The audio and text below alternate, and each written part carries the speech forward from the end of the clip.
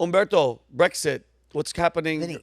BRICS. Potato. What the hell's a brick? A Brexit? What's the difference? Well, we're gonna be adding more letters to BRICS. Okay, so it's BRICS. Well, matter of fact, I wanna start. Kelly, stop laughing at my ignorance. All right, I'm an angry patriot. I understand the smartest. While we were, with Donald Trump and Eric and everything going on here. Yeah. All the people that hate us, they got together. Oh, right? They're forming like an alliance. Yeah, they're forming an alliance because we made a lot of mistakes, and some of the mistakes we won't be able to undo. Okay. So there was the BRICS summit in Russia last week. All the people that really dislike America, they were all together planning how to get rid of us. Which, as it turns out, is like most of the world. It is most of the world. I'm disappointed to hear, but and it was so fast. We were so loved by everyone. Well, they always love hate who's on top. That's why everybody hates the Yankees. That's why everybody hate Alabama. That's why everybody hate the Lakers. Same deal as that. People hate winners. So they hate us because they hate us. If you guys have a pen, because we're gonna have to rearrange BRICS. Because right now BRICS used to be Brazil, Russia, India, and China, and South Africa. Easy, BRICS. So now the letters are BRICS. E for Egypt, E for Ethiopia, I for Iran, U for the United Arab Emirates, A for Armenia, A for Azerbaijan, K for Kazakhstan, S for Saudi Arabia, and S for Serbia. S. So it's Big C. No, you teed up the game, but believe it or not, I did this. You did months you ago. Did? I wrote a report on it. I wrote a report. It's Connor. Many months ago, and I want to see what you guys came up with. But the closest I could get to an acronym that uses all these names, i.e. rib sauces. Oh, damn. I eat rib sauces. What about the K? I.e. rib sauces. What about the K for Kazakhstan? The K has been added since. Wow. Oh, well, ready for this? Ike rib sauces. I have a perfect Or just one. I.e. rib sauces. K. It's got a K at the end. But I have a perfect one. All right, what? Huh? AAA. The Anti-American Alliance. Ooh, oh, wow. AAA. Why give them that? Why give them But anyhow, All right, get to the story. The anyhow, Axis powers. Like while we were doing, America, they all got together. All these countries got together with new members. Like the United Arab Emirates is a huge oil country. Of course. You have Iran that they're a powerhouse, whatever you want to say it. And they got together. And you know what's funny? This time around, guess who else? They had another special guest. Ooh. The secretary of the UN was sitting there. So, the socialist. yeah, the big socialist.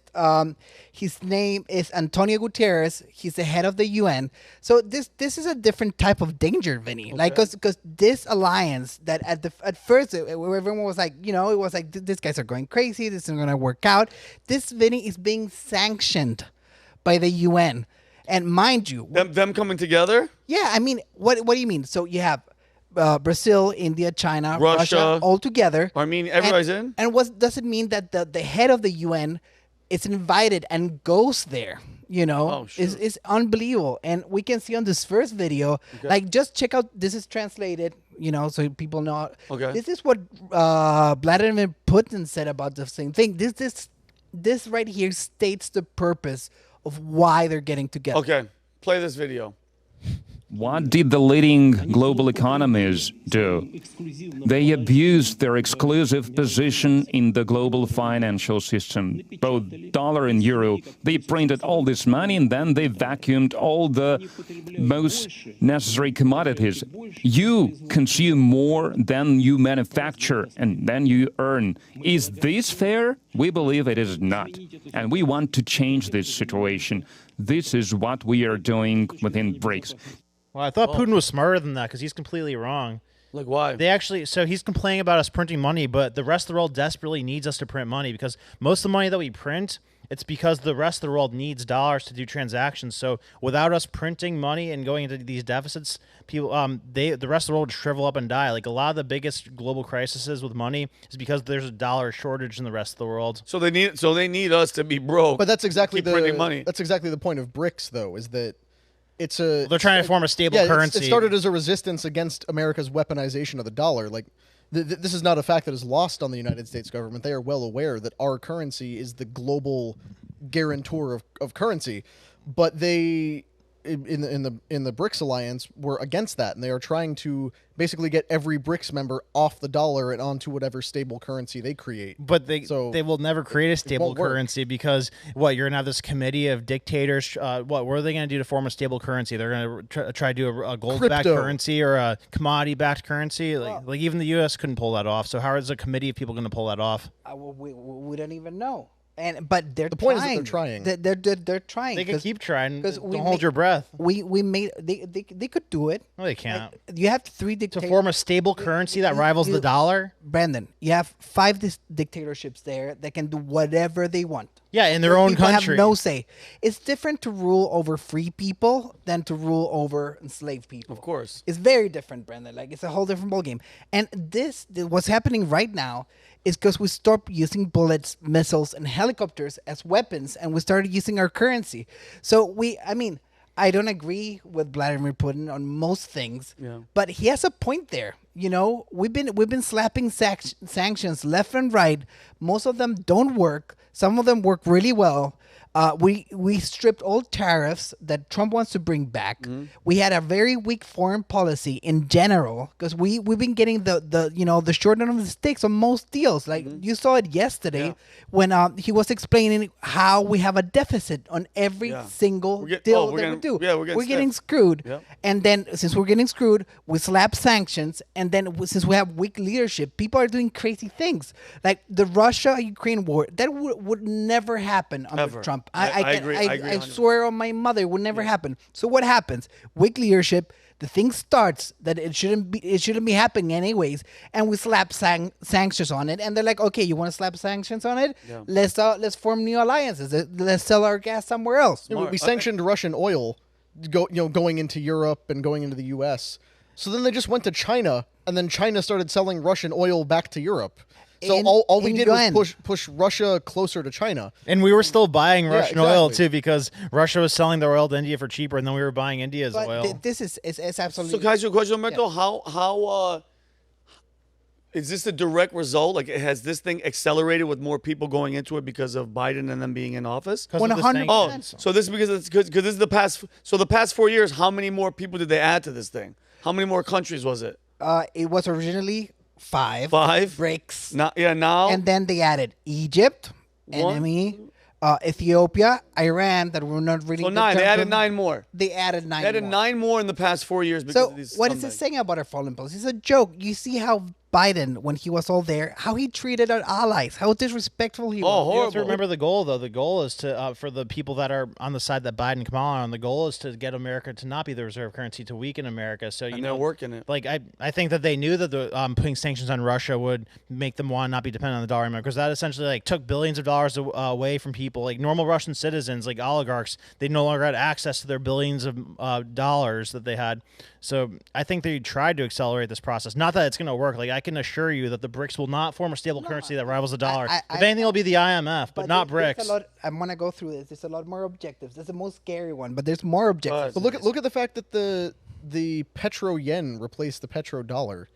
Like that's not true. Or was well on. They're trying to push that. They're moving for it, and then to Humberto's point, it's not just the economic point. Like, okay, their attempt to create an international currency for their alliance might not work because the dollar is still kind of untouchable, even though it's weakened. But it's the other alliances they're creating along the way. It's because if you look at the countries that are in it, it's the global south and the east, which is basically, they deny that's what it's for, but it's anti-Western. Their goal is to stop the United States and Europe by getting basically every other group that feels like they've been screwed by the U.S. and Europe to form an alliance to cut that part of the world out. So that's what they'll be able to accomplish, and as I'm sure Humberto's about to explain. So, I didn't even mention other people. If this is not bad enough, because, one of the powerhouses is Saudi with the oil. The second powerhouse is Russia. Guess who joined the party? Please roll the tape. Uh-oh.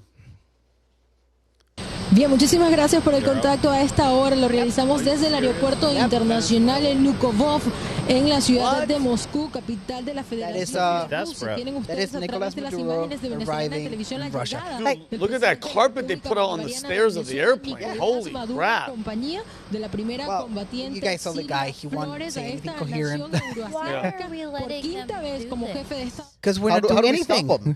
Because Kelly, because as Why of right, would we let them do this? I'm gonna tell you. And I'll tell you right now because as of right now, October 25th, whatever time it is, we don't have a president. We don't have an actual leader that's like sitting in the White House making calls, calling the shots. And I'm not being facetious.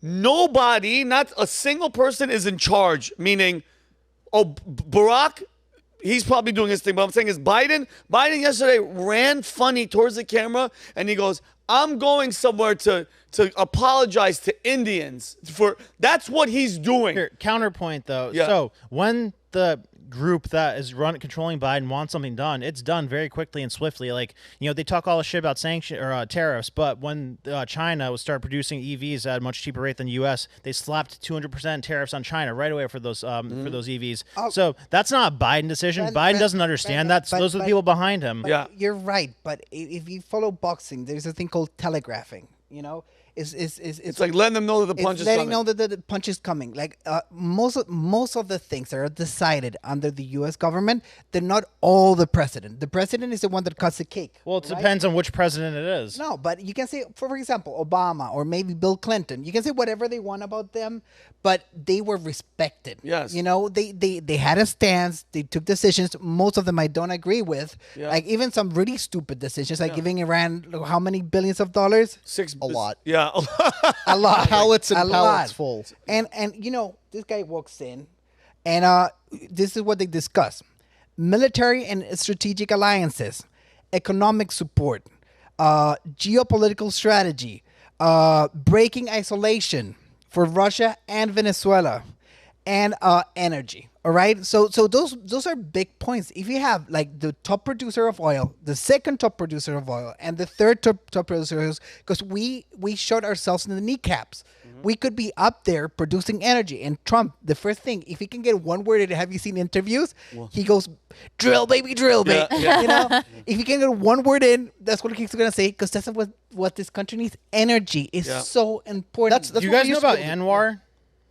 Anwar. So it's rumored that in Alaska, there's potentially an oil deposit that's bigger than the oil deposit in Saudi Arabia. Yeah, that's exactly Yeah. the point I was about to make, actually, Brandon. Yeah, Because that's what Trump keeps talking Yeah. about. 'Cause Ooh. nobody's really talked about that one, but we really have no understanding or comprehension of how much oil is in the world, let alone in the U.S. Yeah. that's what these resource wars tend to cover up, is that the United States is sitting on some of the most resource-rich land on the planet. And every time you hear about, the American hegemony is going to be broken up because they just discovered this giant lithium deposit over in Russian territory. It's like, they just found a lithium deposit in the United States. I think like it's kind of centered in Arkansas and then spreads around Huge. there. It's big enough to potentially exceed the demand for electric vehicle batteries by 2030 by like 20 times. Yeah. I did that report a couple weeks ago about the quartz and lithium deposits in North Carolina. Carolina. There's oil in Alaska, the offshore drilling. We were energy independent. We were a net exporter of energy under Trump until they shut all that down. Well, we still are like producing Yeah. a crazy amount of oil, and I think we're still the number one producer of Yeah, it. Biden came in and nixed the Keystone Pipeline right at the beginning, and that could screwed have up the futures would have been market, the the next price of next oil. big step. Exactly, but we have the capacity to rival this. But you know, Kelly, you made the point. Why are we allowing this? What do we do to stop that? You know, Trump could be in the White House. You know, it's called negotiation. yeah, he could be. We need a negotiator there, but unless we're finally going to admit the fact that the United States is a global empire, and somebody's going to man up and accept the fact that we are an imperial country, you can't stop countries from forming alliances outside of No, you. no, you can't. But But- you but- just well- you can try to play nice with people, but Well, that's what I'm saying. I you know, if I was out on the playground and I'm a kid and I see all my rival across the playground ganging up with all these other people, I'm gonna be like, I'm not gonna let them do that because then they're gonna kill me. So I'm gonna go say, hey, Humberto, what do we got to do to make this thing work? Like, how do I get you on my side? Hey, Brandon, I know I'm not going to get Brandon, forget it. Connor, how am I going to get you on my side so that Brandon's all there by himself? Why am I allowing these people to talk to each And other? that Why was am a I not perfect explanation of how interfering, World War putting- One happened. Yeah. Because Well- they don't want America to be strong, like Biden and those. There people. are others who do. And maybe it says something to us for our responsibility as the world leader to be making a difference so that we have sincere allies and friends. You can't do that with the person. But that's their primary point in BRICS was, like I said, the weaponization of the dollar. Yeah. Where sanctions and tariffs and Trump, to his credit, started no new wars, but he is very much the sanction and tariff guy. And if he comes back, Venezuela, Iran. is that not going to make But the problem worse? No, but they don't have the power to really do anything though, because like China, at the end of the day, you could say whatever you want about like, oh, they're growing whatever, but if we ever did like half the sanctions we did on Russia to China, it would destroy them. Yeah. So aside from China, there's nothing that's a threat in this group of people because Russia has a really tiny economy. Yeah, they're resource rich, but when you run your country that way, you're not going to ever be prosperous. Same thing with Venezuela. Venezuela had like the 4th biggest GDP in the world 20 years ago. Now I don't even think they're in the top 50. They're the I number agree one with export Brandon. used to be oil, and now their number one export is Venezuelans. Yeah. Yeah, gangsters. So we need to help these revolutions in these screwed up I'm- countries. Like we need to help Iran have a revolution. We need to help Venezuela have a 'Cause revolution. that worked so great for us in the 60s. Chile. Well, Chile worked great. but that's why they hate us. We don't That's hate the whole you. point. We love you guys. Okay, not Chile, but We need to do what we did to Chile to Venezuela and Iran. yeah, but part of the whole know about- point. I don't know about- Maduro's over there with BRICS right now. I approve it. because he's saying the United States is trying to back a coup to overthrow him. Now, of course, the Venezuelan But election was the- corrupt. the thing is, but we- he went over there because he's convinced the U.S. is trying to take over his country. Connor, But if we 70% we- of citizens in Iran and Venezuela want a new government, then they would happily welcome a coup from the United States. Of course, but We Well, can- why but don't why they is that coup our problem? themselves? we can. It's very difficult when the hard, when you but control the military. especially in Venezuela. Like we were with Maria Corina Machado yesterday, and you know there's so many forces working there. You have Hezbollah, you have Hamas, you have the Chinese, you have the Russians. So it's not even them against the Maduro's government. There's a lot of forces outside. You have Chevron working against them. You know, an American company Chevron. that is profiting over the political turmoil there. lobbying to Because keep the sanctions off. to make a lot of money. So like the thing is, you know, money is a big deal in this world. I don't think I'm gonna get to all the things. Yeah. Like so, I'm gonna go rapid fire. Go. Korea is getting super hot. They just blew up a train. You know, Great. North the rail- Korea, not North South Korea. Korea. Yeah, North they blew up The the railway? train lines. Yeah, they blew up the railways. Taiwan and China is getting super hot. They're moving boats there.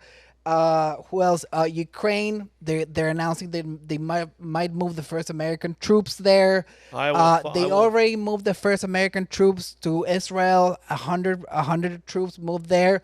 So North Korean soldiers to Ukraine. North Korea to Russia. look North at the Korea sides, into look at the sides Ukraine of on these behalf of conflicts. Russia. Ukraine. Look at the battle lines that are drawn on those conflicts. Because every single one you just mentioned is a Western interest versus a generally BRICS associated Yeah. interest.